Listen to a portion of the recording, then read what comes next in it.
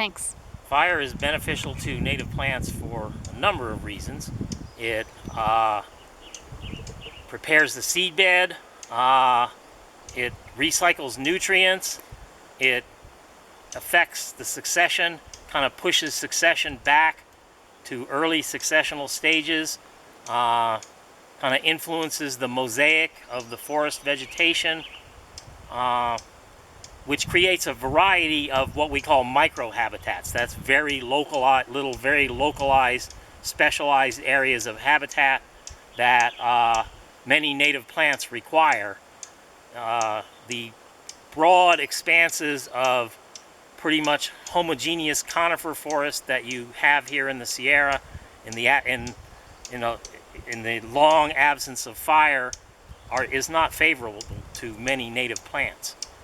And plant ecologists actually define a forest habitat type called complex early cereal forest, or early cereal complex forest. It's complex because it actually has such a mosaic of living trees, dead snags, shrubs, quite a variety of herbaceous vegetation that comes up after a fire. And needless to say, if you have this much more heterogeneous vegetation after a fire, that is also favorable to many insects and other animal species. And in addition to that, those are sort of general considerations. There are also many plants that have a very thick, hard seed coat, which helps them to be very long-lived. The seeds can persist in the soil for a long time because the thick, hard seed coat resists decay, and those species are actually stimulated to germinate by the heat of a fire. The fire comes through, the heat of the fire kind of breaks down that seed coat and allows them to germinate.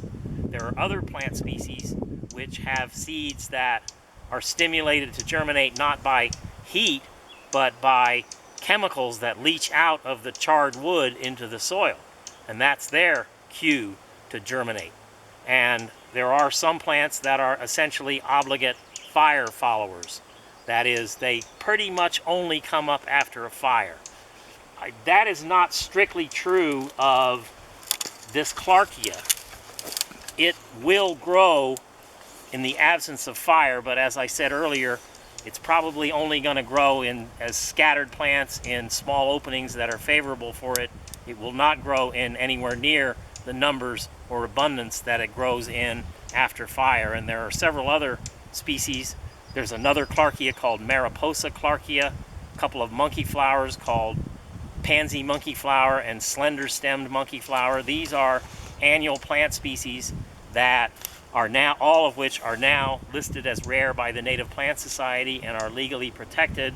And it's pretty much the consensus among ecologists that have studied these plants that they have become rare enough to become listed and legally protected, primarily because there hasn't been enough opening up of the habitat for them in recent decades by fire. So fire is beneficial to these plants and will help them to perpetuate themselves, keep them from becoming even more endangered.